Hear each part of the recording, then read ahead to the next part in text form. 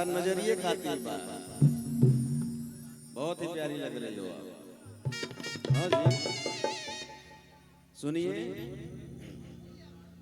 नैन छुरी से कटारी हो गई। भैया मिजाज दूसरा था लेकिन अखिया देख के कुछ और याद आ गई। नैन छुरी से कटारी हो गई। रूप के दुनिया पुजारी हो गई। केहू नजरिया में आके जब समा जाई तब बुझी हो कि प्रेम के बीमारी हो गई। बाकी भाव वही रहेगा। हेलो सनिया लगावा अरे बहुत बात नहीं खे। सनिया लगावा बहुत बात नहीं खे। नजरिया चोरावा बहुत बात होला। सनिया लगावा बहुत बात नहीं खे। सनिया लगावा बहुत बात नहीं खे।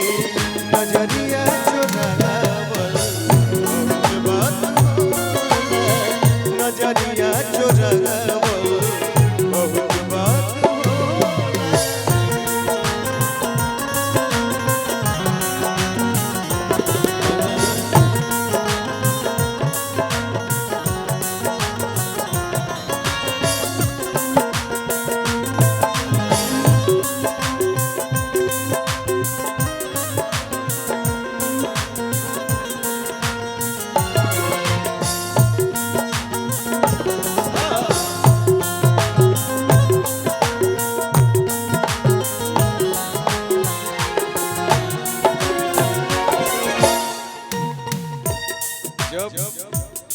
जब किसी लड़के का दिल टूटता है ना भाई, वो किस दौर से गुजरता है ये हसीनाएं क्या जाने जो हजारों में मरती है। टूटे दिल का दर्द वही महसूस करता है जो उस दौर से गुजरा हो। जो हजारों के पीछे दौड़ रहे हैं उनको क्या पता कि दिल लगाना होता क्या है।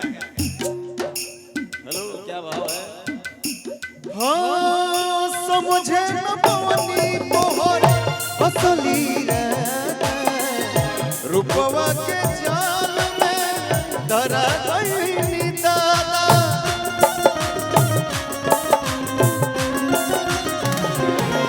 हाँ समझे न पवनी तोहर असली रूपवा के जाल में धरा गई दादा। दिल डूबा बहुत बात नहीं है। दिल डूबा बहुत बात नहीं है। जियारा जुड़ा बहुत बात होला। सनिया लगा बहुत बात नहीं है। नजरिया चोरावल बहुत बात होला।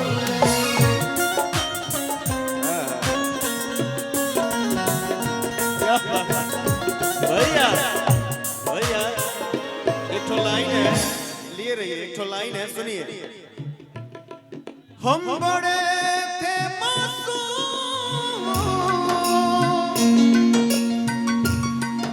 हम बड़े थे मासूम। हम बड़े थे मासूम बेलिहाज बन गए। हम बड़े थे मासूम बेलिहाज बन गए। धोखेबाजों में रह के धोखेबाज बन गए। वो धोखेबाजों में रह के धोखेबाज बन गए। हम बड़े थे मासूम बेलिहाज बन गए।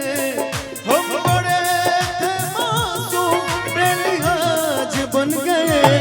धोखेबाजों में रह के धोखेबाज बन गए। वो धोखेबाजों में रह के धोखेबाज बन गए।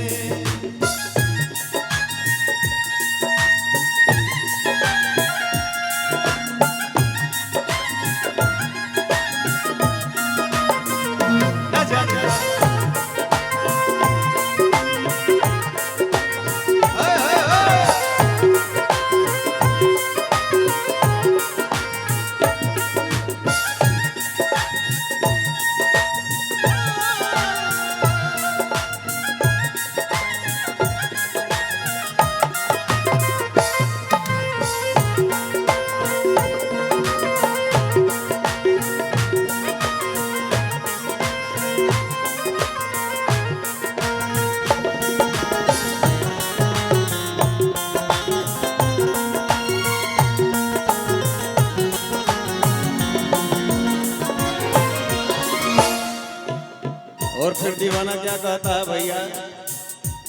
बिरजेश भैया। जब लूट के चल जालू तू लोग आहा। भैया,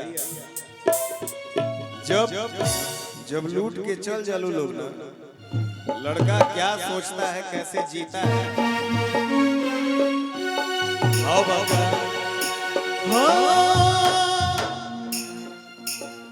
लाई के सुने हो तू तो चली गई जब से, सूरज के खाब हम ना देखो नीना तब से।